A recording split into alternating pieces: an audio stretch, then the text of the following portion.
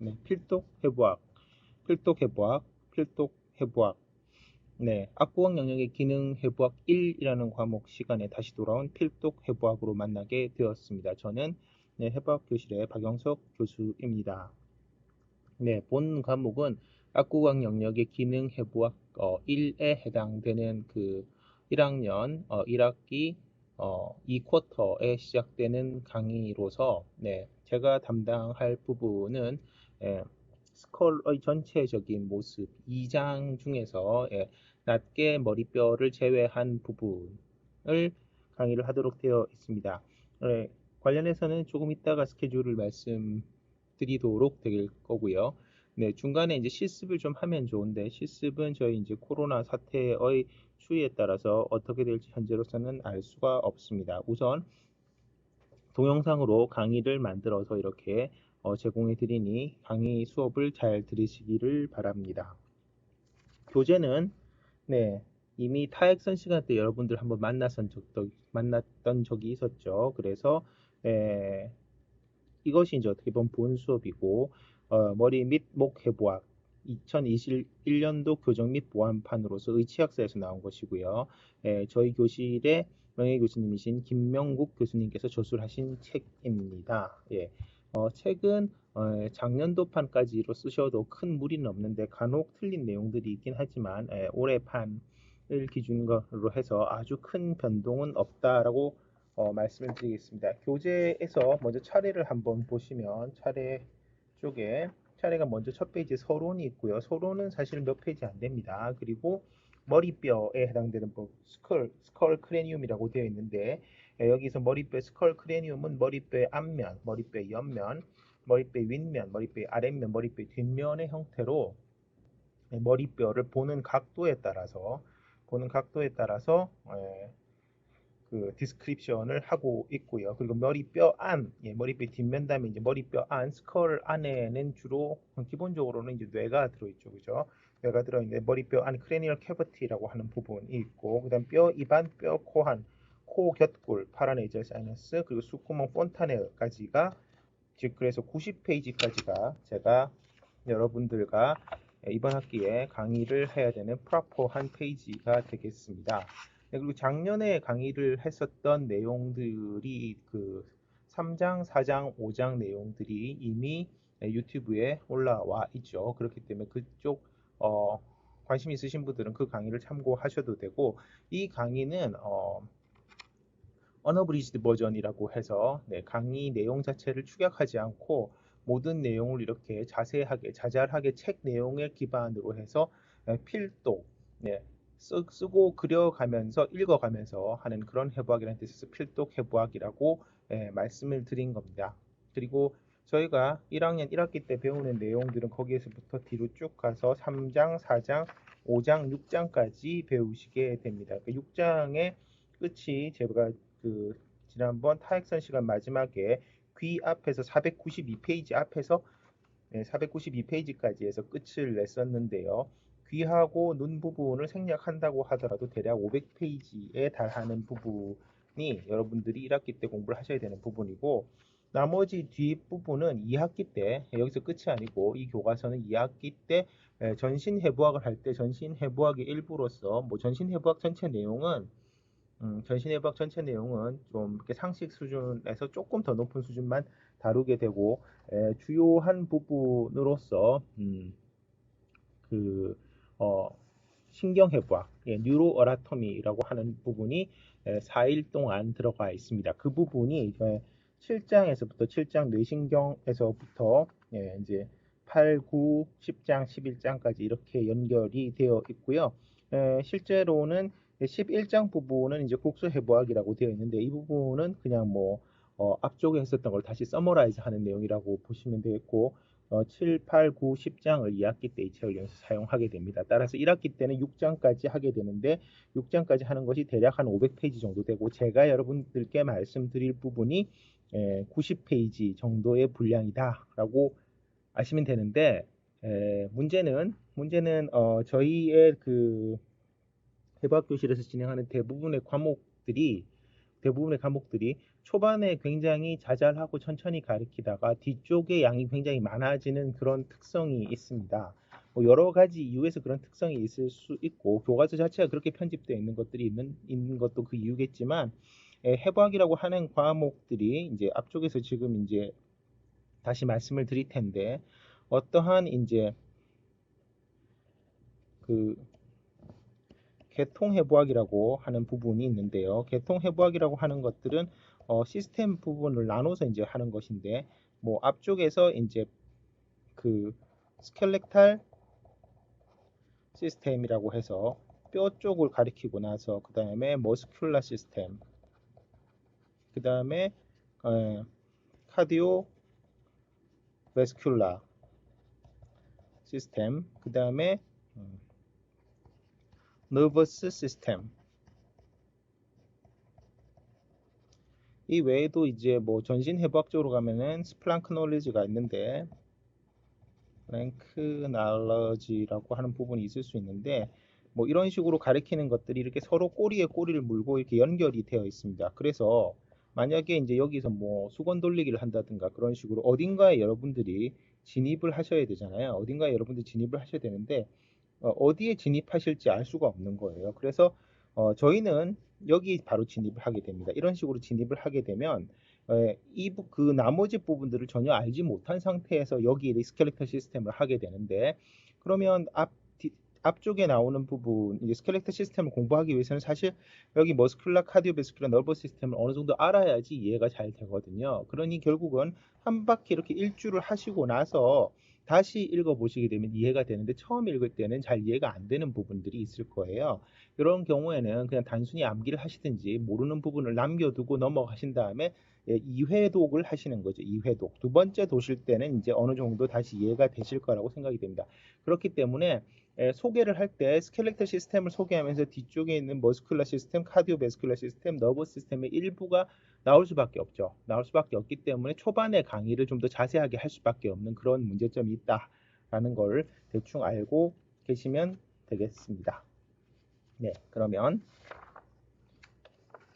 책에 있는 서론으로 들어가 보도록 하겠습니다. 첫 번째 2페이지에 있는 서론, 인트로덕션 해가지고 한번 읽어보죠. 머리 및 목 해부학은 사람의 머리, 헤드, 두부, 그리고 목, 부위를 대상으로 하고 특히 입안, 오랄 캐비티와 그 주위의 형태, 해부학적 구조 및 위치 관계를 공부하는 분야이며 구조가 작고 복잡하여 상세히 익혀두어야 된다. 저희 치과에서는 특히 중요하죠. 해부학이라는 뜻의 단어 아나토미는 그리스어로 아나토메라고 하면 이 어원은 나누고 자르다. 아나라고 하는 게 apart라는 뜻이죠. 아나라고 하는 게 apart라는 어원이고 분리하다. 뭐 톰이라고 하는 것은 자른다. to cut이라는 동사가 됩니다. 그래서 아나가 들어가 있는 다른 단어 어떤 단어가 있어요? analysis 하면은 분석하다라고 할 때 잘게 부수어서 이렇게 나눠서 본다라는 분석이라는 뜻이죠. 그죠? 톰이라고 하면은 자른다라고 했는데 저번에 말씀드렸다시피 꼭 저희 이제 그 약간의 서지컬 에리어에서 기억해야 될 부분이 액토미라고 하는 부분이 있다라고 그랬죠. 액토미라고 하면은 절제해서 완전히 절제해내는 것, 오토미라고 하면은 일부 부분을 절제해서 내는 단어라는 뜻으로 쓰인다고 했잖아요. 요래서 요 두 개를 합쳐서 아나토미라고 읽는다라고 말씀을 드렸죠. 그 다음, 해부학의 공부 방법, 해부학 용어 뭐 이런 것들에 대해서 얘기인데 해부학의 공부 방법에 대해서는 잠깐 말씀을 드리고 넘어가야 될 것 같습니다. 해부학을 공부하는 방법은 조금 전에 말씀드렸던 계통해부학이라고 제가 지금 말씀드렸죠. 계통해부학이라고 하는 방법이 있고, 계통해부학, 그 다음에 국소해부학이라고 이렇게 크게 그 뭐 두 가지 방법, 혹은 책에는 이제 여기 임상해부학이라고 되어 있는데 사실은 뭐 임상해부학이라고 하는 것을 이 세 가지랑 비슷한, 그러니까 이 나머지 두 가지랑 동일한 선상에서 볼 수는 있지만 이 책에서 보면은 본 교과서는 일부는 계통해부학적 방법, 또 일부는 국소해부학적 방법으로 기술하였다라고 되어 있으나 실제로 저희 책은 계통해부학적으로 기술을 한 것이 중심이 되어 있습니다. 그리고 이제 저희 이 저자분, 저희 그 명예 교수님께서 주로 이제 이것을 이제 계통 해부학적으로 분류를 잘 하셨죠. 분류를 잘 해서 아까 말씀드렸던 이 계통이라고 하는 것을 영어로 쓰게 되면 그것이 바로 시스템이 됩니다. 시스템. 그래서 그 계통 해부학은 그 시스템으로 이렇게 시스테믹 어나토미라고 할 수가 있는데요. 이 시스테믹 어나토미라고 하는 것은 여러 가지 이제 제일 아래쪽에 있는 그 줄에 있는 걸 읽어본 계통해부학 시스테믹 어나토미는 몸을 여러 계통으로 나눠서 각 계통별로 구조를 공부하는 방식이다라고 해서 여러 계통으로 이제 나누어서 돼 있는데 저희 책을 읽어보면은 책 자체가 먼저 그 뭐예요? 1장이 뭐였어요? 1장이 머리뼈라고 되어 있잖아요. 스컬이라고 되어 있기 때문에 이게 스켈레탈 시스템, 골격이 되어 있고 1장이 아니라 2장입니다. 죄송합니다. 머리뼈, 스컬, 크레니엄이 스켈레탈 시스템이고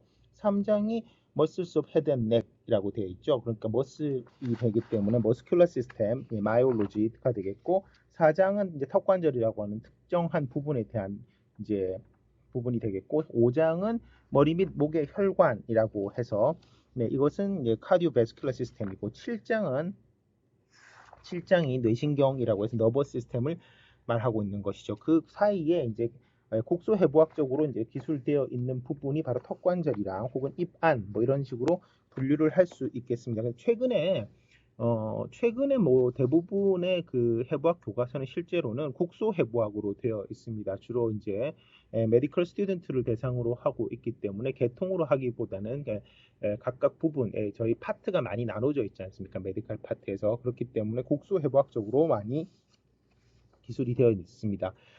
여러분들이 뭐 대표적으로 여러 가지 참고하실 수 있겠지만 매우 두꺼운 책으로 되어 있는 그레이스 어나토미 같은 경우에 대표적으로 국소해부학적인 차례에 의해서 기술이 되어 있는 책이라고 보시면 되고 그 외에 여러 가지 책들이 다 국소해부학적인 시퀀스를 기반으로 기술이 되어 있는데 아주 엄밀하게 말하면 어떤 한 방향으로만 기술하는 것은 사실상 어렵죠. 연관성을 다 가지고 해야 되기 때문에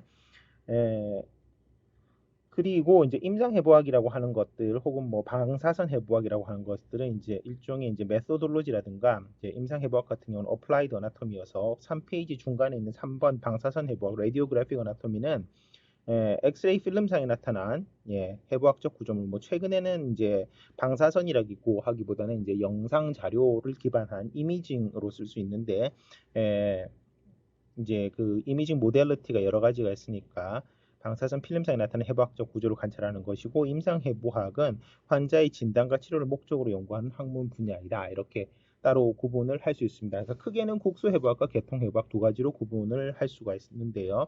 국소해부학 한번 읽어봅니다. 3페이지 중간인 국소해부학은 리저널 어나토미이고 혹은 토포그래피컬 어나토미인데 사람의 몸의 특정 부위를 대상으로 그 부위에 분포하는 혈관, 신경, 근육, 뼈대, 관절 등의 상호관계를 중심으로 연구하는 학문 분야이다. 엄밀하게 말하면 이 책 자체가 리저널 어나토미의 한 부분이라고 할 수 있습니다. 왜 그렇죠? 헤드 앤 넥 어나토미니까 헤드 앤 넥이라고 하는 리전에 포커싱을 두고 있는 거죠. 그 외에 뭐 다른 부분은 몸통을 다룬다든가 뭐 다리를 다룬다든가 이런 것들이 있을 수가 있는데 잘 없지만 만약에 그런 것들이 있다면 그것들이 다 국소해부학적인 그 기술의 한 파트가 될 수 있다는 것이죠. 자, 여기서 계통해부학은 따로 더 알고 계셔야 되는 것이 뭐가 있냐, 어떤 계통이 있냐라고 되어 있는데 책에 나와 있는 것을 한 번씩 써보도록 하겠습니다. 스켈레탈 시스템이라, 네.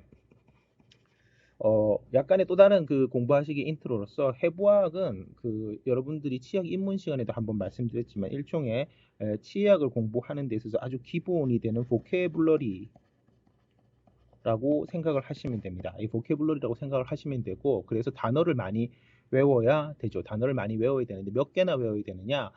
생각보다 많을 수도 있고 생각보다 적을 수도 있는데 단순히 이제 이 단어만 외우는 것이 아니라 그것의 형태하고 그다음 위치 그리고 이제 더 중요한 것은 다른 구조물들과의 관계, 위치적 관계 그리고 뭐 기능적 관계들을 어느 정도 이해를 하셔야 된다는 것이죠. 그래서 가장 베이스가 되는 학문 중에 모든 의학의 가장 베이스가 되는 학문인데 특히 여러분들이 주의하셔야 되는 것을 한 번 더 찝어 드리면 요거는 형태학보다는 훨씬 어렵습니다. 나오는 단어도 많고요. 직관적으로 이해하는 데 있어서 3차원적인 것이라서 조금 이해하기가 힘든 부분들도 있고 용어도 상당히 다양하다라는 거. 그리고 용어가 아까 말씀드렸던 관계, 이 동그라미 속에서 있는 관계가 있기 때문에 그 관계가 서로의 위치 관계가 어떻게 되느냐. 가장 이제 그 비건한 예로서 스켈레탈 시스템을 배우게 되면 그 뼈에 있는 구멍이라든지 이런 것들이 있는데 그 구멍을 통해서 지나다니는 것들이 있어요. 그럼 그 구멍을 통해서 뭐가 지나다니는지 그리고 뼈와 뼈 사이를 어떻게 연결되는 것들인지 뭐 이런 것들을 외워야 되거든요. 그래서 여러분들이 공부 시간을 아무래도 형태학보다 치아 형태학보다는 훨씬 더 많이 투입을 하셔야 되는 부분이다. 그렇지 않으면 성적의 차이가 좀 많이 나고 네, 네, 이번 학기 같은 경우는 제가 성적 담당인 것 같은데 성적의 차이가 좀 많이 날 수 있다. 그런 것들, 그런 것들을 이제 조금 기억을 하시면 좋을 것 같습니다. 뭐 다음 학기에도 이 강의가 그대로 쓰인다면 그때는 제가 성적을 담당하고 있지는 않겠지만 여하튼 형태학보다는 좀 어렵고 시간 소비를 많이 해야 된다는 것을 참고로 말씀드립니다. 다시 3페이지에 있는 시스템으로 넘어가서 뼈대 계통, 골격 계통이 되겠죠. 두 번째로 관절 계통, articular 시스템 이게 있는데 사실 이거는 거의 그 같이 배우게 되죠. 스켈레탈 시스템 자체가 아티큘라 시스템 구성하고 있는 경우가 많기 때문에 그다음 머스큘라 시스템, 머스큘라 시스템은 근육을 외우는 근육 계통이 되겠죠. 근육 계통도 아티큘라 시스템에 서로 사실은 관계를 합니다. 그렇죠? 관절이라고 하는 것들이 이제 여러 가지가 있는데요. 관절은 이제 뼈하고 뼈가 연결된 것들인데 이것들이 연결되는 방식이 굉장히 다양합니다. 2학기 때 제너럴 어나토미를 배울 때 주로 많이 다루게 되는데 이 중에서 윤활 관절처럼 가동성이 큰 관절을 할 때는 머스큘러 시스템이 꼭 들어가죠. 그리고 이제 스플랑크놀로지라고 하는 거, 이건 내장학이죠. 스플랑크놀로지.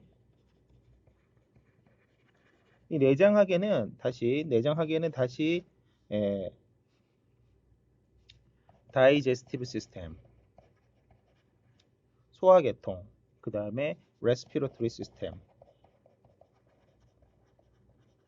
그 다음에 유로제니탈 시스템, 비뇨생식기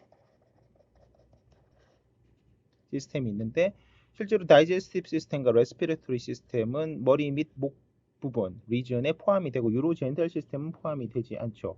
그리고 말고 이제 카디오바스큘라 시스템인데 카디오바스큘라 시스템 자체를 스플랑크놀로지에 놓기도 하는데요. 예를 들어서 심장 자체는 내장 중에 하나라고 이렇게 볼 수도 있기 때문에 그런데 카디오바스큘라 시스템 책에는 이것을 맥관 계통이라고 되어 있는데 심혈관 계통이라고 쓰기도 합니다. 그리고 동일한 말로써 서큘레이터리 시스템 순환기라고 그러죠.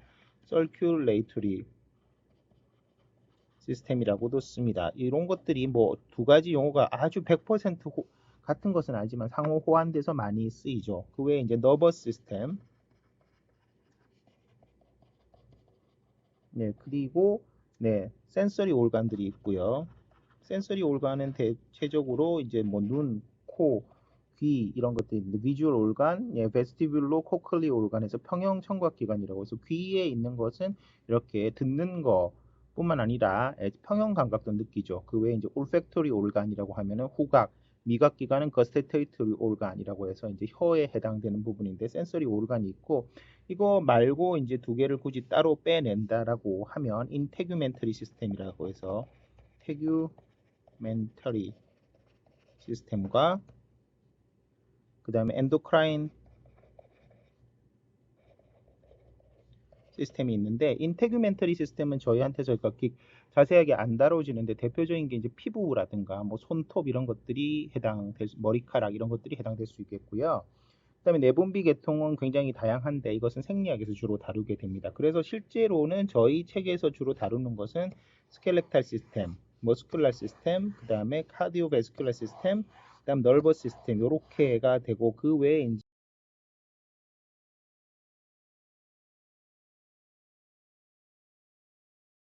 그 외에 연관이 되는 아티큘라 시스템들이 같이 나오게 됩니다. 아티큘라 시스템이 같이 나오는데 뭐 저희 그 헤드넥에서 아티큘라 시스템에서 가장 중요한 것은 TMJ 해서 템포로 맨디블라 조인트가 되겠고 그리고 또 아티큘라 시스템에 수처가 들어가기 때문에 스컬을 이루고 있는 스컬 사이에 있는 수처들이 아티큘라 시스템으로 설명이 된다라고 봐야 되겠죠.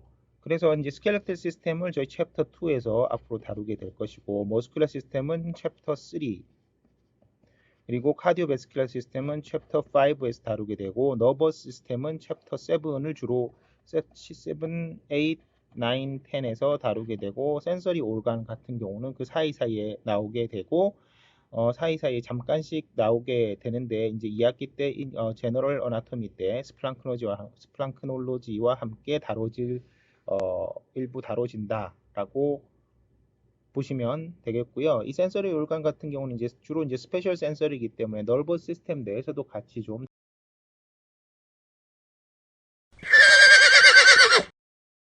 네, 앞서 저희가 이제 해부학을 디스크립션 하는 방법에 따라서 곡소 해부학이냐 혹은 계통 해부학이냐 이렇게 이제 말씀을 드렸는데, 곡소 해부학, 계통 해부학이라고 하는 이런 식의 디스크립션은 기본적으로는 유관 해부학, 그로스 어네토미라고 하는 것에 이제 그 그로스 어네토미, 한글로는 맨눈 해부학이라고 그럽니다. 맨눈으로 봤을 때 하는 거, 그걸 통해서 기술을 하게 되는 거고, 실제로 이거랑 이제 반대가 되는 것이 현미경 해부학이 되는데, 이제 조직학이 주로 거기가 해당되겠죠. 현미경 해부학이라고 해서 마이크로스코픽 어네토미가 되겠고, 이것은 이제 대표적인 것이 조직학에 대해서 히스톨로지가 되어 있습니다. 히스톨로지는 기본적으로는 계통해부학적인 순서를 따라서 보통은 많이 나오죠. 왜냐하면 조직 자체가 이제 다른 경우가 많아서 그렇게 되는 것이 일반적이고, 여기에 뭐 굳이 포함시키자면은 사이톨로지 같은 뭐 것들을 포함시킬 수도 있는데, 되게 뭐 사이톨로지는 셀 바이올로지적인 측면에서 좀 더 이제 저희 다뤄진다라고 볼 수가 있겠습니다. 그리고 발생학, 이거 말고 이제 임브리올로지가 또 있죠. 임브리올로지는 사실 이제 이 발생을 할 때 그것 자체가 이제 히스톨로직한 것들을 배경으로 해가지고 이렇게 이해를 하시는 편이 좋게 되어서 저희 조직학 교실에서 주로 다루게 되는데요.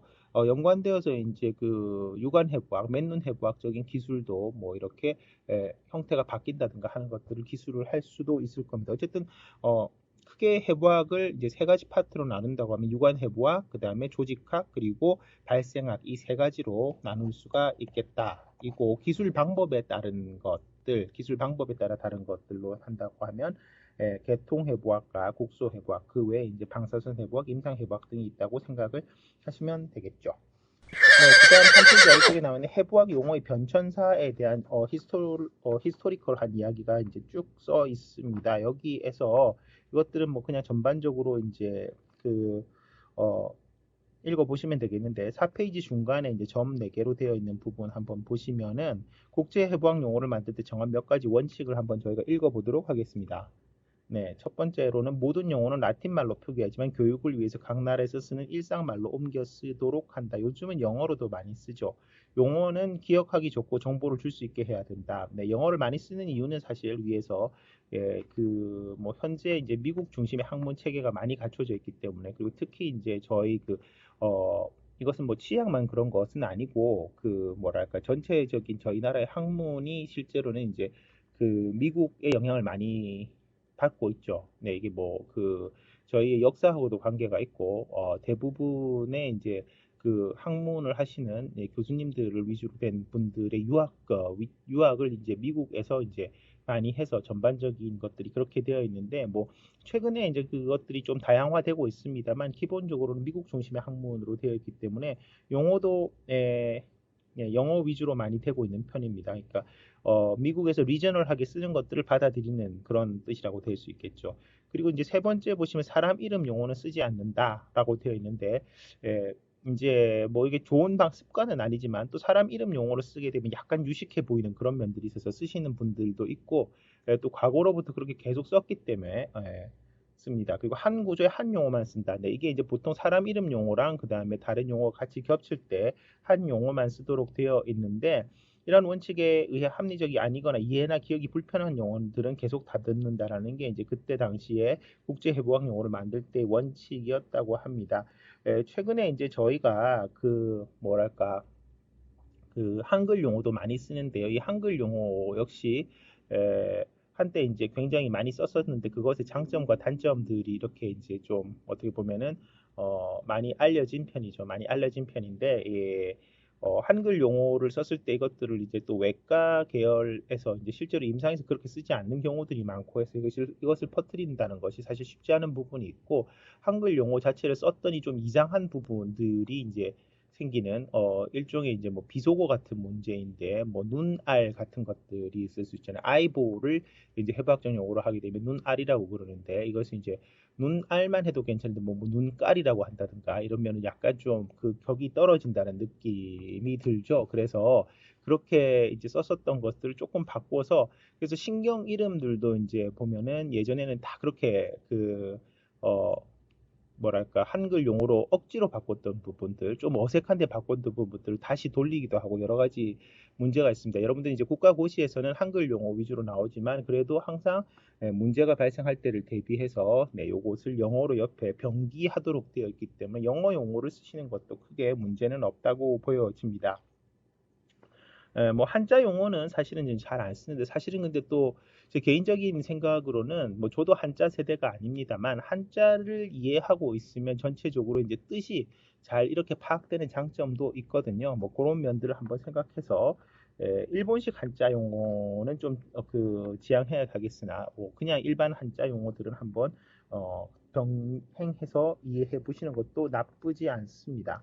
그리고 아래쪽에 쭉 내려가면은 대한해부학회에서 5번 해가지고 2014년에 출판된 6번째 용어에서는 18,557개의 해부학 용어가 있는데 그중에서 해부학 용어가 7,851개, 조직학 용어가 4,270개, 발생학 용어가 6,439개라고 되어 있습니다. 2000년 이후에 이제 계속적으로 이런 것들이 있는데 그럼 결과적으로 생각해 보면은 여러분들이 이제 한때 이런 책들이 좀 있었었는데 기억나실지 모르겠습니다만 보케블러리 22,000이라든가 이런 책들이 있었었죠. 뭐 어근을 이용해서 배우는 것들. 사실 해부학적인 용어도 어근을 사용해서 이렇게 활용하게 되는 경우가 많은데 생각보다 그 용어가 아주 많지는 않다.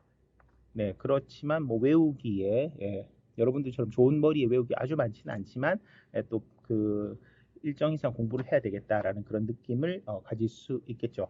네, 그럼 해부학적 자체 어나토미컬 포지션에 들어갑니다. 어나토미컬 포지션. 어나토미컬 포지션이라는 게 뭔가? 네, 이것을 또 제가 이번 학기 이상하게 서론 부분, 형태학 부분도 서론을 맡아서 이제 한번 말씀을 드린 적이 있겠는데 한번 읽어보죠. 사람의 각 부위의 위치나 방향을 표현하기 위해서는 우리 몸의 기본적인 자세를 정할 필요가 있다라고 되어 있습니다. 자, 뭐 제가 그냥 예를 들어서 이렇게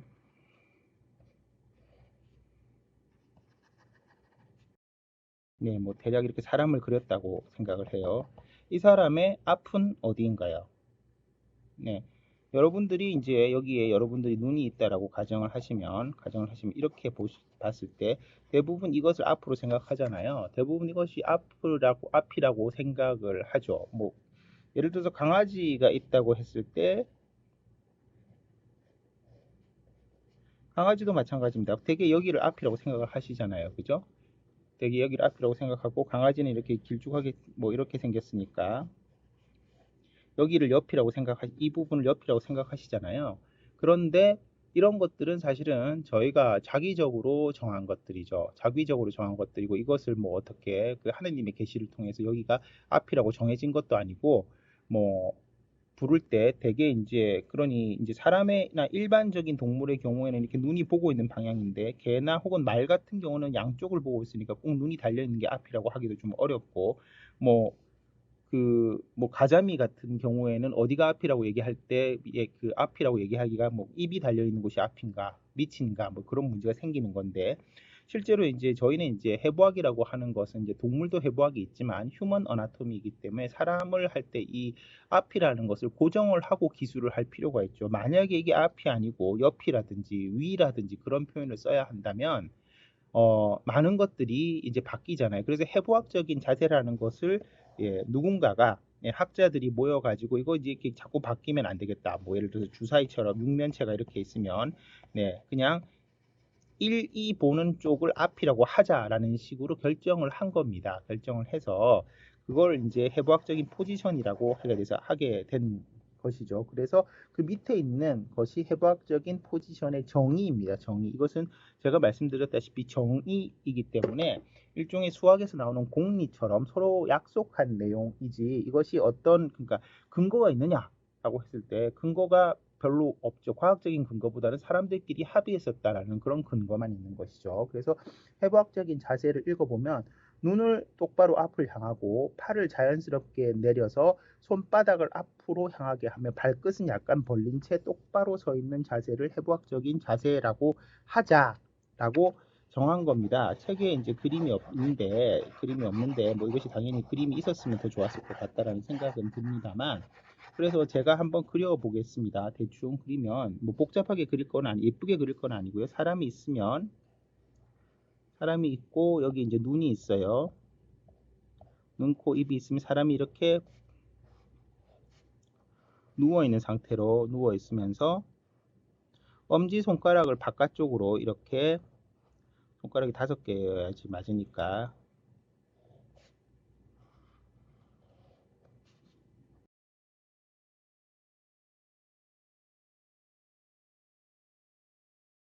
이렇게 사람이 앞을 보고 있고 발끝을 약간 벌린 채로 이때 이제 발을 그려야 되는데 엄지 발가락인데 약간 벌린 채로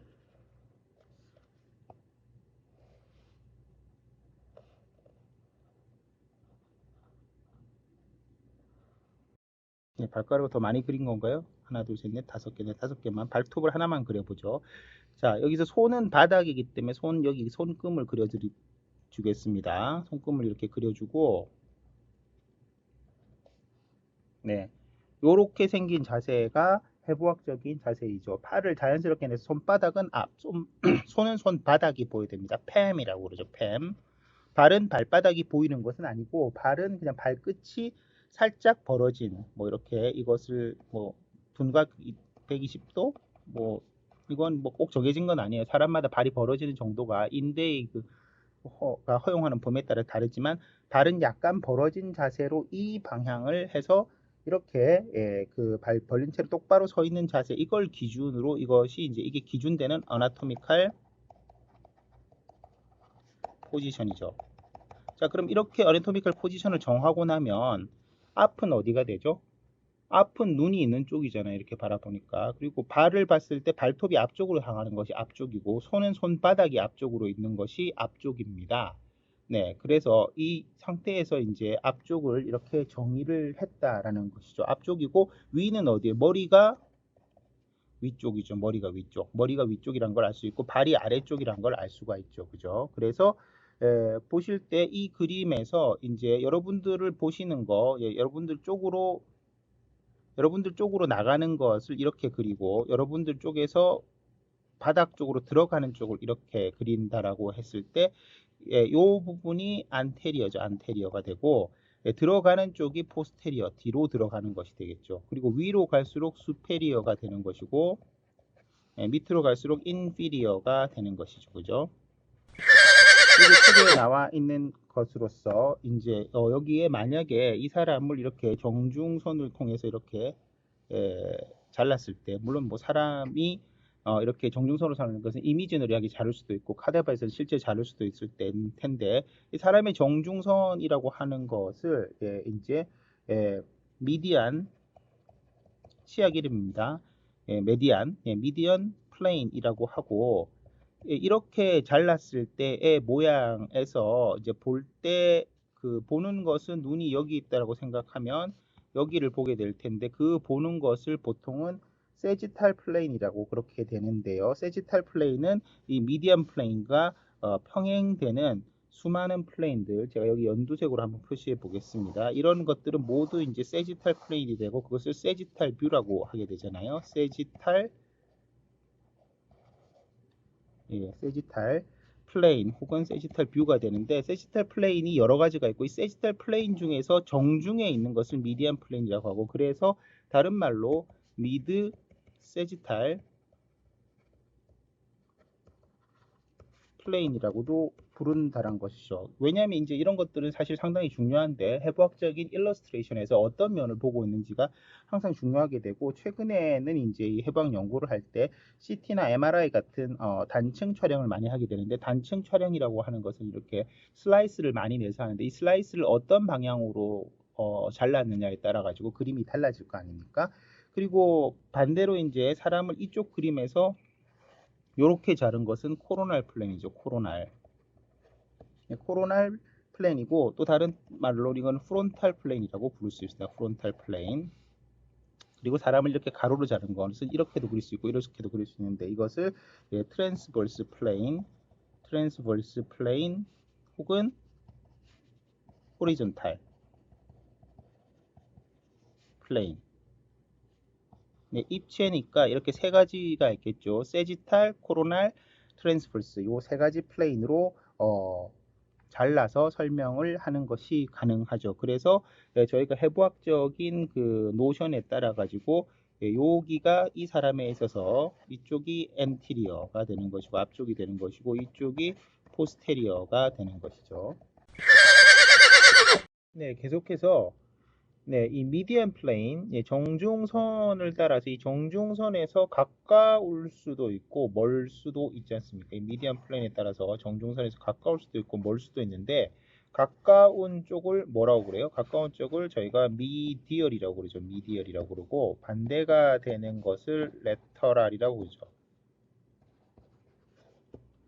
네, 그래서 미디얼이라고 하면은 내측, 그리고 레터럴이라고 하면은 외측이 되는데, 요거의 한글 말은 외측은 가쪽이라고 하고 내측은 안쪽이라고 부르게 돼 있죠. 안쪽. 이런 명칭들이 쓰이는 대표적인 그 뭐랄까 저희 예, 그 헤드 앤 넥 어나토미에서 쓰이는 머슬 중에는 레터럴 테리고이드 머슬, 미디얼 테리고이드 머슬 이런 것들이 있는데, 이것을 이제 테리고이드라고 하면 날개라고 되고요. 그래서 내측 혹은 안쪽 날개근, 그리고 그 가쪽 날개근 이런 식으로 씁니다. 가쪽이라고 하는 것 자체는 순수 한국말이고, 날개도 순수 한국말인데, 근이라고 하는 근육 근자는 사실 한자잖아요. 그래서 완전히 한자를 없앤다는 것은 사실상 불가능한 예를 또 한 개 보여드렸다고 말씀을 할 수 있겠습니다. 네, 그래서 지금 설명하고 있는 것들은 6페이지에 나와 있는 것으로서 몸의 방향 및 위치에 관한 용어들의 일부를 이미 그림으로 설명을 드렸는데, 한번 읽어가면서 빠진 것이 없는지 체크해 보도록 하겠습니다. 먼저 앞, 안테리어하고 뒤, 퍼스테리어, 몸의 앞쪽과 뒤쪽을 의미한다. 그래서 앞, 안테리어 전방은 몸의 앞쪽, 즉 해부학적 자세에서는 배 쪽, 이때 배라고 하는 것은 앱도먼입니다. 앱도먼,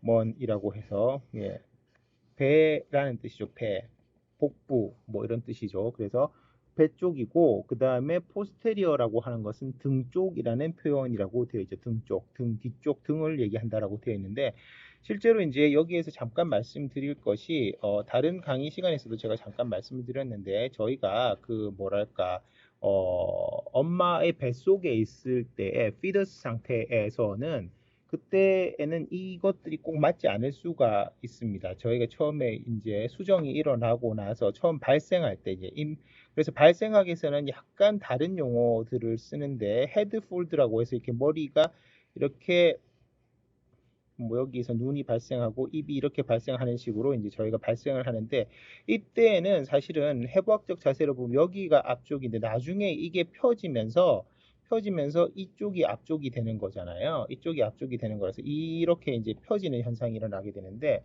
그래서 이거를 이제 표현할 때 해부학적인 방향이 바뀌게 되면 이걸 이제 기술하기가 상당히 어려워지는 부분이 있습니다. 그래서 이제 등 쪽, 배 쪽이라고 하는 용어가 있는데, 등이라고 하는 것이 바로 앞 시간에 돌즘 오브 텅이라고 하는 것을 뭐 예를 들어서 배우신 적이 있겠죠. 돌즘 오브 텅 해갖고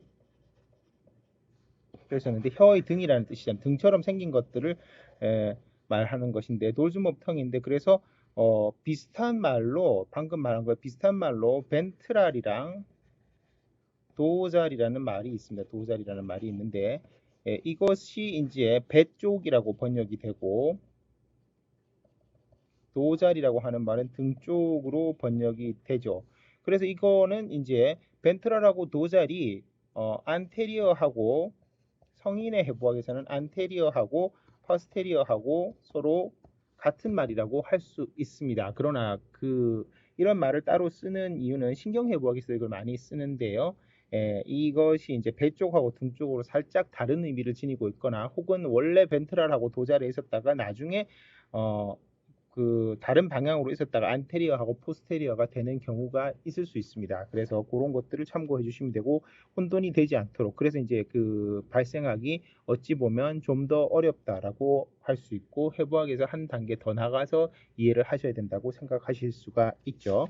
자, 그리고 안테리어, 포스테리어 다음에 나와 있는 것은 수피리어와 인피리어입니다. 그리고 수피리어하고 인피리어에서 아까 말씀드렸던 이 수피리어 네.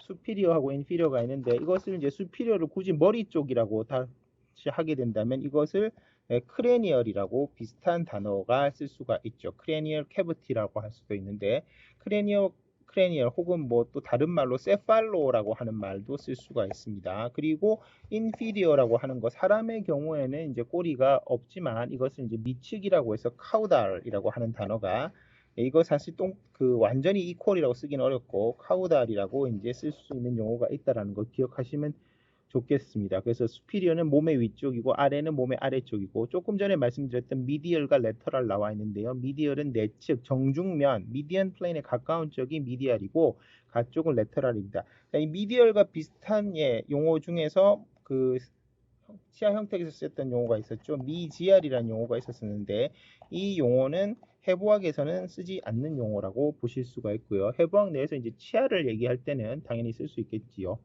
그 다음 인터널과 엑스터널이 있는데 인터널은 몸통의 바깥쪽과 속 공간을 가리킬 때 중심에 가까운 쪽이 인터널이고 바깥쪽이 엑스터널입니다. 네, 이거는 이제 뭐 그냥 굳이 그림을 그려본다면 몸통을 그러니까 트랜스버스 플레인 상에서 이 방금 지웠던 트랜스버스 플레인 상에서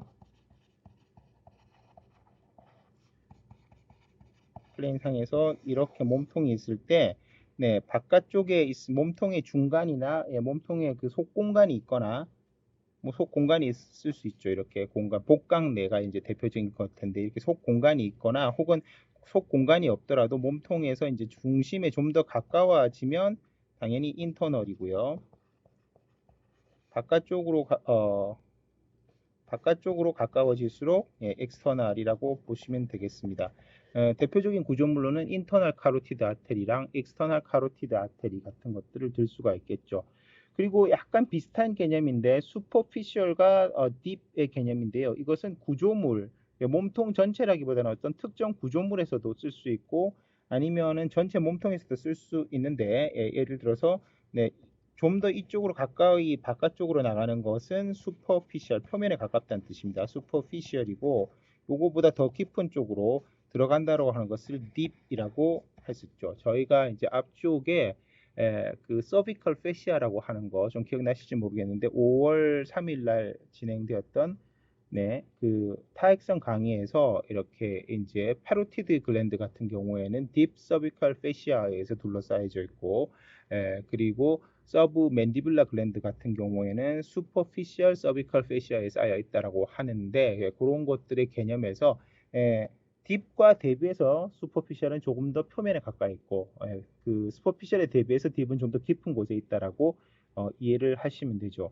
그 다음 몸의 중심 여기서 말하는 것이 약간 애매할 수 있는데요. 몸의 중심 쪽에서 몸의 중심에 가까이 있으면 혹은 구조물의 중심에 가까이 있을 때 가까이 있는 것을 프락시말이라고 부르고 색깔을 조금 다른 걸로 해야 좋을 것 같아서 녹색으로 한번 해보겠습니다.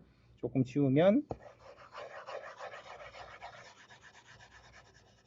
예, 센터에 가까운 쪽으로 가 있는 방향을 뭐라고 한다? 프락시말이라고 하고, 근위단이고, 그 다음에 센터에서 먼 쪽에 있는 것을 디스탈이라고 합니다. 디스탈. 네, 그래서 예를 들어서 이제 뭐 뼈가 있을 수 있잖아요. 뭐 피머라든가 대퇴부에 있는 다리뼈 하고 이렇게 팔 위에 있는 뭐 휴메러스 같은 뼈들이 있으면 몸의 센터로 더 가까운 부분으로 갈수록 프록시말 사이드고 먼 쪽으로 갈수록 디스탈 사이드죠. 저희가 이것을 이제 미지얼 디스탈이라고 미지얼 디스탈이라고 역시 형태학에서 썼었는데 이 미지엘이라는 단어를 안 쓰고 여기에다가 프록시말이라는 단어를 써야 된다라는 것이죠. 그리고 프록시말이 사실은 미지엘하고 디스탈을 더 합친 말이었지 않습니까? 치아 형태학에서는. 그러나 해부학에서는 프록시말은 센터에 더 가까운, 그러니까 더 몸통 쪽으로 가 있는 그런 쪽을 말하는 것이 되겠습니다. 그리고 마지막으로 나와 있는 게 입시레터럴하고 콘트라레터럴이라고 할 수 있는데요. 입시레터럴은 어떤 구조물이 기준이 되는 구조물과 같은 편에 위치해 있을 때라고 되어 있습니다. 따라서 굳이 그려본다면 이런 구조물이 있다라고 쳐요. 이런 구조물이 있고 뭐 상하계 치아라고 생각하셔도 되는데 기준이 되는 구조물이 이거라고 하면 이쪽에 있는 얘는 이걸 이제 좌우로 봤을 때 좌우를 기준으로 그냥 생각할 수도 있고 상하를 기준으로 생각할 수도 있는데 좌우를 기준으로 생각했을 때 같은 편에 위치해 있다. 같은 편에 위치해 있는 이것이 입시 레터럴이 되는 것이고 반대편에 위치해 있는 것, 마주보는 방향에 위치해 있는 것은 마주보는 방향에 위치해 있는 것이라서 이 치아의 컨트라 레터럴이라고 하면은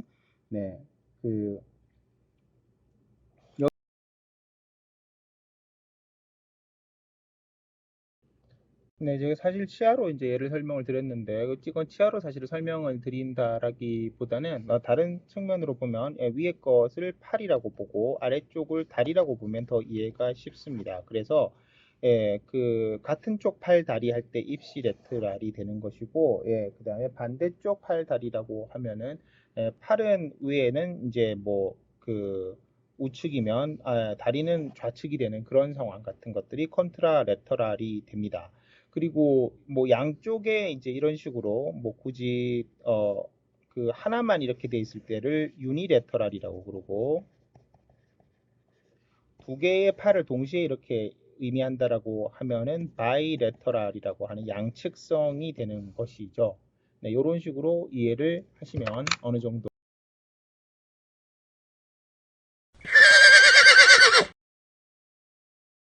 다음 6페이지 아래쪽에 나오는 머리, 얼굴 및 목의 해부학적 부분. 사람의 몸은 머리, 목, 몸통, 팔, 다리의 5부분으로 구성된다. 이제 크게 나누어서 머리, 목, 몸통, 팔 및 다리라고 되어 있습니다. 그러니까 머리하고 목이 사실 그 두 부분이 차지하고 있는데 실제로 뭐 여러분들도 쉽게 추측하실 수 있겠지만 머리하고 목 쪽에 복잡한 구조물들이 많거든요. 그래서 그렇게 구분을 하고 몸통, 팔, 다리, 팔은 양쪽에 있고 다리도 양쪽에 있는데 이렇게 몸통 토르소를 기준으로 해서 팔하고 다리 쪽으로 이렇게 상지 어퍼 림하고 로워 림, 그러니까 굳이 구분을 해 보자면 헤드, 넥, 그다음에 톨소,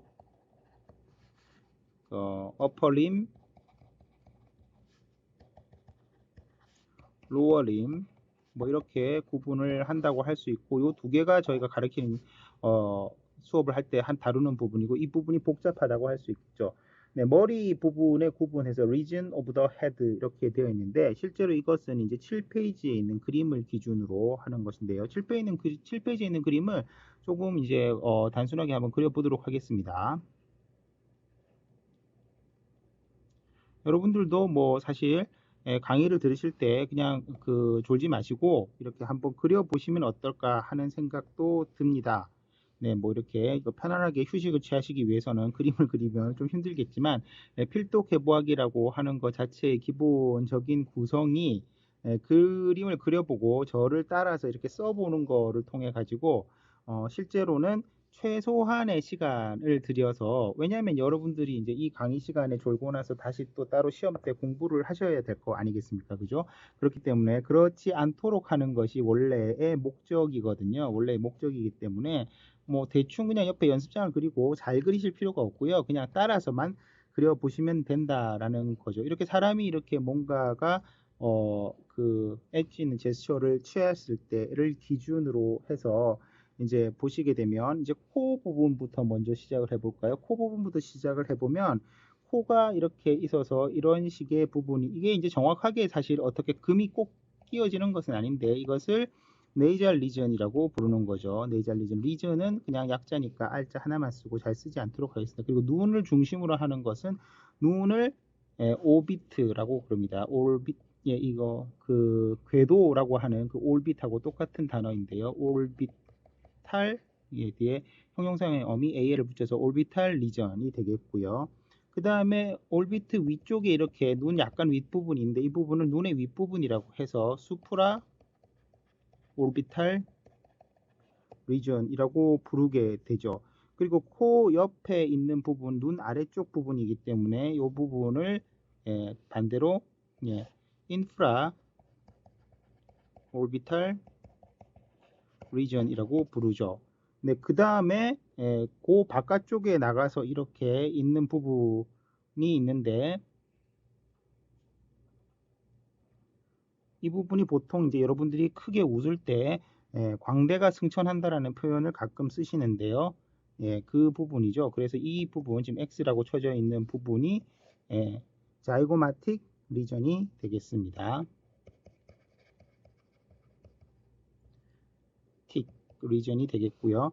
그 다음, 네, 이렇게 나가서 앞쪽에 그 뭐 이렇게 좀 많이 올려놨는데, 많이 올려놨지만 이제 뭐 이렇게 약간의 탈모가 시작된 탈모인들을 기준으로 생각해 보시면 실제로는 이제 나중에 배우시게 되는 스컬 중에서 프론탈 본이 있는 영역까지겠지만 이 부위를 지금 요 부위를 프론탈 리전, 이마 부위라고 할 수 있겠죠. 네, 그리고 이마 부위라고 할 수 있겠고, 그 다음에 이제 여기에 그 관자놀이가 있는 부분을 템포럴 리전, 템포럴 본이 있는 부분이라고 할 수 있겠습니다. 그 다음 그 위에 이제 그 이마 부분을 이제 뒤로 넘어가 가지고 있는 부분이 있는데 그 부분을 여기서 포라이탈 리전, 이 포라이탈 본이 양쪽에 있습니다. 그리고 이제 뒤통수, 여러분들이 반가운 사람을 봤을 때 그렇게 하시면 안 되지만 고등학교 때 하시던 기억으로 이렇게 딱 때리는 부분이 바로 이 부분이죠. 그리고 흔히 이제 뭐 이렇게 배신을 할 때 때리는 부분이라고 쓰는 아시피털 후두 부위가 되는데 뒤통수 부분이 되겠고요. 그 다음 이제 이 귀가 있는 이 부분을 아우리큘라, 귓바퀴가 있는 부분을 아우리큘라 리전이라고 부릅니다. 그리고 이 아래쪽 귀 앞쪽에서 이렇게 파로티드 글랜드가 있고 한 부위가 있는데 요 부위에서 지금 요 부위를 파로티도 마세터릭 리전이라고 부르죠. 파로티도 마세터릭 리전.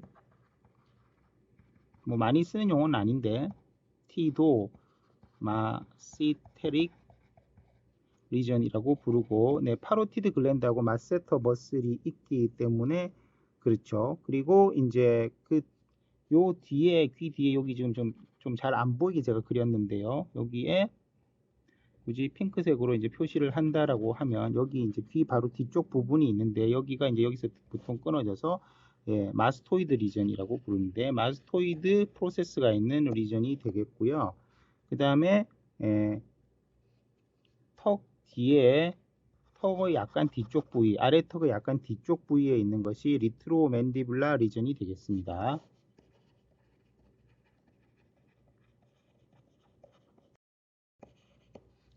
그리고 이제 이 턱을 기준으로 이 앞쪽으로 이제 입이 있는 부분이 나오는데 입이 있는 부분이 오랄 리전이 되겠죠.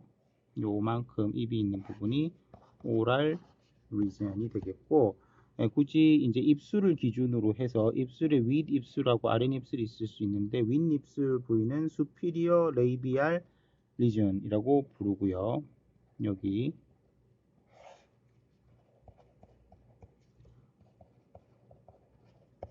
아래쪽은 당연히 inferior labial region인데 사실 이 책에 나와 있는 이 부분은 조금 너무 자세하게 분류가 되어 있어서 썩 마음에 드는 분류는 아닙니다만 그러나 일단은 책에 나와 있는 대로 가르치도록 하겠습니다. 그래서 네, 나와 있는 이 그 바로 아래쪽에 턱 부위, 여러분들이 턱 끝이라고 부르는 아래 턱 끝이라고 부르는 부분을 멘탈 region인데 이때 멘탈이라고 하는 것은 그 정신이 나갔다 할 때 그 멘탈하고 철자는 같지만 멘텀의 형용사형이라고 꼭 생각을 하셔야 되겠죠. 그 다음에 요 바로 아래쪽에 턱 바로 그 부분이 이제 submental region이라고 불리는 부분이 있고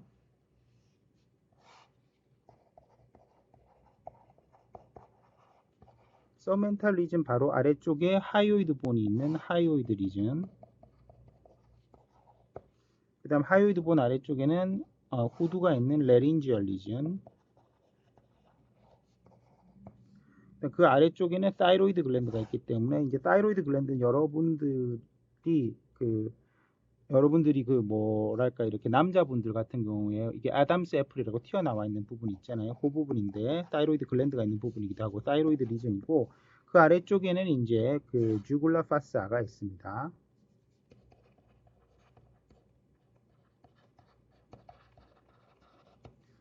목 쪽에서 이제 다시 목 쪽을 더 약간 레터럴 사이드로 이제 이동을 하게 되면 정중선에서 옆으로 이동을 하게 되면 스토노클레이드 마스토이드 머슬이라고 하는 부분이 이제 마스토이드 리전에 있는 마스토이드 프로세스로부터 목뼈에 있는 쇄골 쪽으로 이렇게 쇄골이랑 빗장뼈, 복장뼈로 내려오는 그 근육들이 있는데 그거에서 이렇게 두 개로 갈라지게 되거든요. 그래서 요 사이에 갈라져 있는 틈, 그 아래쪽에 이제 복장뼈랑 빗장뼈로 이렇게 분리되는 부분에 있는 작은 틈새를 레서 작은 수프라클라비카 포사라고 하고 수프라클라비큘라 파사가 되겠고요. 그다음 뒤쪽에서 이렇게 이제 그 크게 있는 이쪽을 레터럴이 아니라 그레이터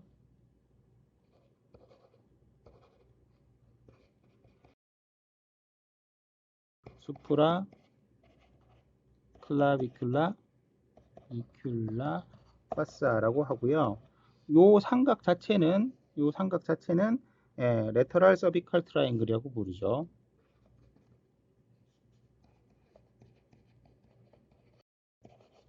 네, 그리고 그 뒤쪽은 포스테리어 서비컬 리전.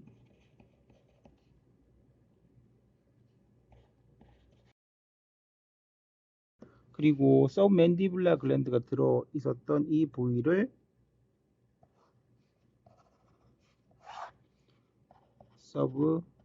서브맨디블라 리전 혹은 트라이앵글. 그 다음에 그 아래쪽에 이 부위에 대충 카로티드 트라이앵글이 있는데 이것은 지금 사실 한 그림에다가 너무 많이 넣어놔서 조금 복잡한데 이걸 이제 2차원적으로 보는 방법이 있거든요. 그 방법은 짧게 한번 설명을 조금 이따 드리겠습니다. 이런 식으로 저희가 이제 리전을 많이 구분해 놨습니다. 저희 이제 책을 한번 읽어보시면 6페이지에 머리 부분에 리전스 오브 헤드에서 이마 부위, 프론탈 리전, 프론탈 이마 포레드 그리고 이마뼈 프론탈 본 부위라고 해서 네, 여기에서 이제 한번 녹색으로 표시해 보면은 프론탈 리전이라고 하는 것이 여기에 나오죠. 이 부분 프론탈 리전이 되어 있고 마루 부위 하면 포라이탈 리전, 그다음 관자 부위 템포랄 리전, 그다음에 뒤통수 부위 아시피탈 리전, 그다음에 꼭지 부위 마스토이드 리전이라고 하는 부분, 요게 이제 핑크색으로 표시한 부분 마스토이드 리전이 있고 눈확 수프라 오비탈 리전, 안와의 윗부분 이 부분이 수프라 오비탈 리전이죠. 그다음 얼굴 부위 부분 눈확 올비탈 리전, 여기 있는 오비탈 리전, 그 다음에 윗 눈꺼풀 부위 수피리어 팔페브랄 리전, 여기 이제 잘 나오지 않지만 이 눈꺼풀 여기 있는 굳이 표시한다면 이 부분이 안 썼는데 빠졌는데 수피리어 팔페브랄이 눈꺼풀입니다. 팔페브럴 리전. 그 다음에 아랫눈꺼풀 부위, 아래쪽 부위를 이제 inferior palpebral 리전이라고 그러고요. 그 다음에 인프라 오비탈 리전 여기죠. 그 다음에 자이고마틱 리전 여기가 되겠고, 그 다음에 오리클 리전 귀 있는 쪽이 되겠고, 입 부위 오랄 리전 여기가 되겠고, 윗 입술 부위 superior labial region, inferior labial region, 볼 부위 vocal region. 여기에 표시 체계에도 이게 색 그림에 빠져 있는데 여기가 바로 vocal region이죠. 네, vocal region. 그다음 귀 및 깨물 부위라고 해서 파로티드 마세토릭 리전이라고 하는 것이 지금 여기 위에 겹쳐서 그려버렸는데 뭐 이 정도에 있겠고요. 그 다음에 멘탈 리전이라고 해서 여기가 멘탈 리전이 되겠고, 아래 턱 뒤부 리트로 맨디블라 리전, 여기 리트로 맨디블라 리전이 있습니다. 아래 턱의 뒷부위가 되겠습니다. 그리고 목 부위 regions of the neck 해서, 목은 목빗근을 경계로 해서 앞쪽을 앞목 부위, 뒤쪽을 뒷목 부위라고 합니다. 목빗근이 지금 여기에서 보통 보면 이런 식으로 있다라고 보시면 되거든요. 그래서 요 앞쪽을 anterior cervical region이라고 부르고, 앞목 부위, 그리고 뒤쪽을 posterior cervical region이라고 부르면 됩니다. posterior cervical region으로 부르면 되는데, 앞목 부위 anterior cervical region은 좌우 목빗근 사이에 있는 부위로서 submental region, 방금 말씀드렸던 여기 submental region, 그 다음에 hyoid region, 그 다음에 laryngeal region, 그 아래쪽에 thyroid region, 그리고 주글라 파사, 목장뼈 자루, 목장뼈 자루로 되어 있는데 목장이 아니고 복장입니다. 복장뼈 자루, 마누브리멈 스터넘, 흉골병 위에 있는 흉골병 위에 있는 페인 부위, 목 여기 정중선에 이렇게 살짝 파져 있는 부분이 그 아주 뚱뚱한 부분을 제외하고는 나오는데, 그 부위까지가 이제 앞쪽 목 부위고, 가쪽 목 부위랑 뒷목 부위가 있는데, 가쪽 목 부위는 레서 서브스카퓰라 레서 수프라 클라비큘라 파사 해서 소쇄골 상화라고 해서 요 부분 잘 표시가 안 나니까 다시 파란색으로 요 부분 하고, 그 다음에 요 목빗근의 이능곳 기신 복장갈래 스터널 엔드하고 빗장갈래 클라비큘라 엔드 사이에 형성되는 작은 홈 부위, 아직 이해가 잘 안 되시겠지만 대충 그렇게 들어두시고, 그다음 큰 빗장 위 오목이라고 해서 그레이터 수프라 클라비큘라 파사라고 해서 목빗근 스터노클레이드 마스토이드 머슬의 흉쇄 유돌근과 뒤쪽에 트라페치우스 머슬 사이가 있습니다. 이렇게 트라페치우스 머슬이 목 뒤쪽부터 이렇게 쭉 내려와서 있는데 그 사이에 있는 조금 더 큰 부분이 파사가 되겠죠. 그래서 대쇄골 상화가 되겠고, 그다음 포스테리어 서비컬 리전은 뒤통수 부위, 오시피탈 리전과 등 사이 부위에 있는 목덜미 누카 항이라고 하는 포스테리어 서비컬 리전은 여기에서 이 뒷부분을 얘기하는 것이 되겠습니다.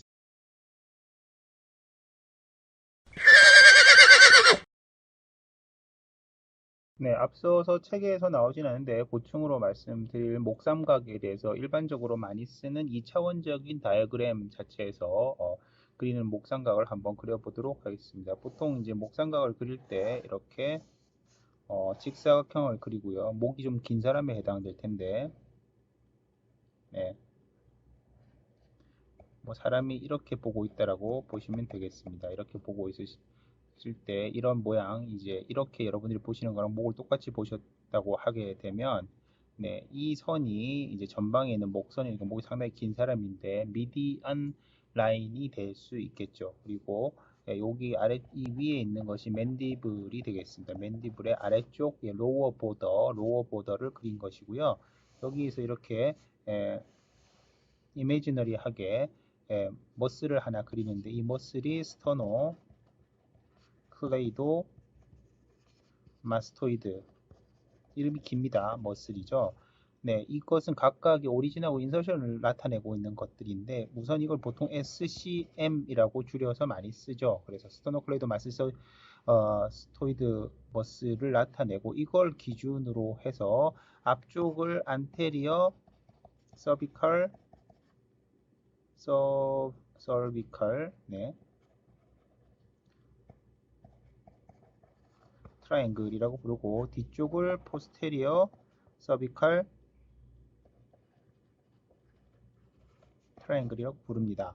네, 이렇게 불렀을 때 여기 이제 앞쪽에 다시 이렇게 표시를 하게 되면은 하이오이드 본이 하나 생기죠. 하이오이드 본이라고 하는 게 이렇게 마치 도르래처럼 매달려 있는 것이 생기게 되고, 이 하이오이드 본을 이렇게 연결하고 있는 하이오이드 본을 연결하고 있는 머슬이 있는데, 이미 이제 여러분들 앞쪽에 그 뭐랄까 벌써부터 이제 겹치는 내용이 나오게 되면서 이제 조금씩 이해가 될 수 있는데, 하이오이드 본에 부착하고 있는 머슬 중에서 앞 뒤로 이렇게 맨디블에 이렇게 달린 것처럼 되어 있는 근육이 뭐가 있어요?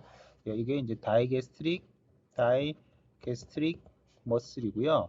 이 다이게스트릭 머슬이 수프라하이오이드 머슬 중에 하나이죠. 다이게스트릭 머슬이고 그 다음 여기에서 이렇게 내려가고 있는 머슬이 있는데 이것이 역시 오모하이오이드인데 이 오모하이오이드는 인프라하이오이드 머슬인데요. 하이오이드본 아래쪽에 있다고 해서 역시 이것도 벨리가 두 개 있는 머슬입니다. 그 벨리에 대해서는 다음에 자세하게 다루도록 하고 그래서 이 다이게스트릭 머슬 같은 경우는 여기서 이제 이 부분은 안테리어 벨리가 되는 것이고 여기는 포스테리어 벨리가 되는 것이잖아요. 그래서 처음이라기보다는 지난번에 한번 말씀을 드렸던 것처럼 이 부위가 이제 뭐가 되는 거예요? 이 부위가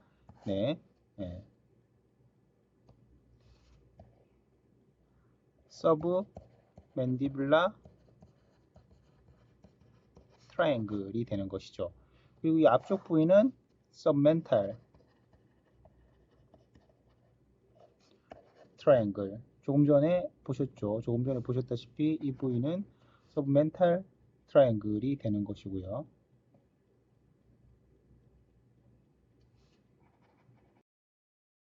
네. 그 다음에 여기 부위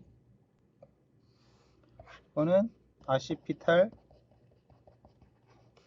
트라이앵글 그리고 여기는 수프라 클라비큘라 트라이앵글 서멘탈 트라이앵글의 아래쪽인 여기에는 이제 인프라하이오이드 머슬들이 많이 있기 때문에 여기를 한번 표시를 해보면 노란색으로 표시를 해볼까요? 이 부위는 머스큘라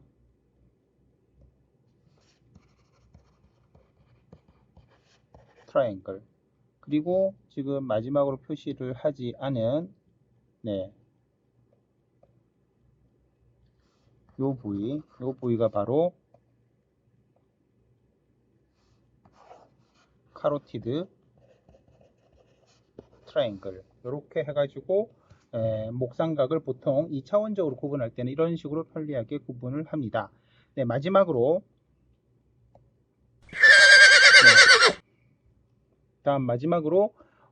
여러분들께 이제 2장 머리뼈 스켈레탈 시스템에 들어가기 전에 기억을 해두시고 들어가라고 말씀드리는 것이 바로 뇌신경입니다. 크레니얼 너브 한번 써볼게요. 크레니얼 너브이고요. 크레니얼 너브는 로마자 숫자로 쓴다고 그랬잖아요. 그래서 총 몇 개 있다? 12개가 있고 지금 오른쪽에 있는 그림을 보시면 이거는 뭐냐 하면은 그 스컬을 아래쪽에서 보신 그림입니다. 그래서 사람을 그린다고 하면 코가 여기 있고 코가 여기 있는 상태에서 입이 여기 있는 상태로 이렇게 보신 그림이 되겠죠. 이런 그림이 되겠고 이 그림에 보시면 12가지의 크레니얼 너브가 나와 있습니다. 그래서 1번부터 로마자를 한번 써볼게요. 평소 때 잘 안 쓰시기 때문에 3번, 4번, 5번, 그 다음에 6번, 7번, 8번, 9번은 이렇게 X자를 쓰죠. 그 다음에 10번, 11번, 11번 하나고 12번 이렇게 두 개를 쓰면 맞잖아요. 그래서 각각의 이름을 한번 적어보면 첫 번째 1번이라고 하는 게 올팩토리입니다. 올팩토리 후신경이죠. 냄새를 맡는 신경이고 여기에 있는 것입니다. 이것이 1번. 그 다음 2번이 앞틱 너브 시신경입니다. 여기 이렇게 되어 있고 앞틱 너브는 두 개가 서로 교차를 하는데 이 교차하는 부분을 앞틱 카이즘이라고 부릅니다. 앞틱 카이즘 혹은 키아즈마라고 뒤에 A를 붙이기도 하는데요. 카이즘 키아즈마가 되는 것이고 이걸 앞틱 너브 시신경이죠. 시신경. 그 다음 세 번째가 아큘로모터 너브입니다. 아큘로모터 너브이고 아큘로라고 하는 것 자체가 눈이라는 뜻인데요. 이것을 움직인다고 해서 동안신경, 눈동자를 굴리는데 사용하는 신경입니다. 4번은 여기에서 특별하게 이제 이렇게 나오는데 사실 이건 뒤에서 나오는 특별한 신경이고 트로클리어 트로클리어라고 하면은 도르래라는 뜻입니다. 도르래. 트로클리어 너브이고요. 이 트로클리어 너브는 눈알을 움직일 때 특정 한 가지 머슬만 지배를 하게 되는데 그 머슬에 도르래 같은 구조가 달려 있어요. 수피리어 오블리크 머슬인데 그 하나만 다루는 트로클리어 너브가 있고, 다섯 번째 너브, 이거는 이제 여러분들이 매우 중요한 너브이기 때문에 저희한테서 가장 중요한 너브 중에 하나라고 할 수 있는, 이건 빨간색으로 써볼게요. 빨간색으로 써보면 트라이제미널 너브인데, 이거 왜 중요하냐? 나중에 다시 나오겠지만 이 트라이제미널을 할 때 이 트라이제미널이라고 하는 3차라고 번역이 되는데, 이게 third라는 뜻이 아닙니다. 1차, 2차, 3차가 아니고요. 이 차자는 쌍둥이 차자입니다. 쌍둥이 차자. 그래서 여기 있는 제미널 할 때 이 제머나이 하면 쌍둥이 자리를 말하는 거죠. 근데 새쌍둥이 신경이라는 그런 뜻이에요. LG 트윈스 할 때 그 트윈스 같은 것처럼 새쌍둥이 트윈이라는 뜻을 가지고 있는 제머나이를 넣어서 3차 신경, 그리고 뭐 야차 할 때 쓰는 그 차차, 이렇게 뭐랄까 밤에 돌아다니는 귀신을 야차라고 그러잖아요. 그 차자를 써서 3차 신경이어서, 이 3차 신경은 여기 이제 이 그림에도 나오지만 이렇게 세 가지가 나오잖아요. 세 가지가 나와서 이 세 가지가 나오는데 세 개의 비슷하게 생긴 가지가 나와서 이제 중요하게 분포한다. 그래서 보통 이거를 이렇게 3차 신경이 첫 번째까지, 3차 신경이 두 번째까지, 3차 신경이 세 번째까지 이렇게 쓰는데, 첫 번째 가지는 옵탈믹, 이 이름은 기억하셔야 됩니다. 옵탈믹이라고 해서 눈 신경이죠. 눈 쪽으로 가는 옵탈믹 너브가 있고요. 두 번째 신경, 이걸 V2라고 읽으면 안 됩니다. 우승 두 번 한 것처럼 그런 게 아니라 두 번째 신경은 맥실라리 너브. 이렇게 5에 2로 적어 놓으면 그냥 여러분들은 맥실라리 너브로 읽으시면 됩니다. 5에 3 V3라고 하면 백신 프로그램이 아니고, 컴퓨터 백신 프로그램이 아니고 맨디뷸라 너브를 가리킵니다. 이거 머슬처럼 됐는데 맨디뷸라 너브를 가리킨다라는 거, 그걸 꼭 기억하시고요. 그다음 여섯 번째 신경은 다시 앱듀센스 너브인데, 역시 이것도 트로클리어 너브처럼 비슷하게 그 눈알을 움직이는 것 중에서 단 한 가지 머슬만 움직이는 특이한 신경인데, 외전이기 때문에 눈알을 바깥쪽으로 굴릴 때, 여러분들이 컨닝할 때라고나 할까, 이렇게 흘깃흘깃 훔쳐볼 때 쓰는 신경이라고 할 수 있겠습니다. 그다음 일곱 번째가 앞에서 이제 배우셨을 텐데 페이셜 러브. 어디서 배웠어요? 앞쪽에서 타액선 하실 때 그 페로티드 글랜드에서 이렇게 나오는 운동신경이라고 말씀드렸잖아요. 사실 페이셜 러브는 그거 말고 더 있습니다. 그런데 페이셜 러브가 이제 페이셜 머슬을 지배할 때 나오는 그 5가지 브랜치에 대해서 그때 말씀을 드렸는데, 그 페이셜 러브가 일곱 번째 신경이고, 여덟 번째 신경이 베스티뷸로 코클리어입니다. 코클리어. 이것은 이제 청각과 평형 감각을 담당하는 신경이죠. 스페셜 센서리가 될 텐데, 그 다음에 아홉 번째가 글로소파린지얼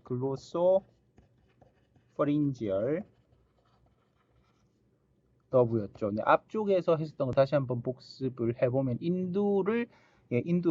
파링스에 있는 6개의 근육이 있었지 않습니까? 6개의 근육이 있어서 3개의 뭐가 있었죠? 3개의 컨스트릭터 머슬과 3개의 레베이터 머슬이 있었는데, 레베이터 머슬을 첫 번째로 소개를 드렸던 뭐가 되나요? 스타일로파린지우스 머슬. 스타일로파린지우스 머슬을 지배하는 글로소파린지알 너브가 되겠고, 물론 그거 외에도 글로소파린지알이라는 게, 글로소라는 것이 혀이고, 그 다음에 파린지알이 인두이기 때문에 혀 인두신경이라고 한국말로 번역이 되는데, 뭐 나머지들은 그 다음번에 있는 10번 베이거스 너브, 베이거스라고 하는 것은 혼미하다 이런 뜻이기 때문에 주행이 혼미하다라는 뜻입니다. 그래서 베이거스 너브의 지배를 받는 반면 스타일로파린지우스 같은 경우는 글로소파린지얼 너브의 지배를 받는다라는 거 기억하시면 좋겠고, 그 다음 11번째는 액세서리 너브입니다. 액세서리 너브이고, 자세한 것은 다시 이것은 이제 크레니얼 루트하고 스파이널 루트 두 가지가 있는데 나중에 가르쳐 드릴 테고, 2학기 때. 그 다음 12번째가 하이포글로살 너브입니다. 하이포글로살, 혀 및 신경이고 혀의 근육들을 운동신경은 이 하이포글로살 너브가 다 지배를 하죠. 그래서 다시 이 오른쪽에 있는 그림에서 보시면 올팩토리 1번, 앞틱 너브 2번, 아큐로모터 3번, 트로클리아 4번, 그 다음에 트라이제미날 5번, 압두센스 6번, 그 다음에 페이셜 너브 7번, 그 다음에 베스비로 코클리아 8번, 글로소파린잘 9번, 그 다음에 베이거스 너브 10번, 액세서리 11번, 그리고 하이포글로살 12번인데요. 요 크레니얼 너브의 명칭들은 각각 외워 두셔야지 되겠습니다. 그래야지 스컬을 공부하는데 도움이 되세요. 네, 자 그러면 서론은 여기까지 해서 마치도록 하겠습니다. 감사합니다.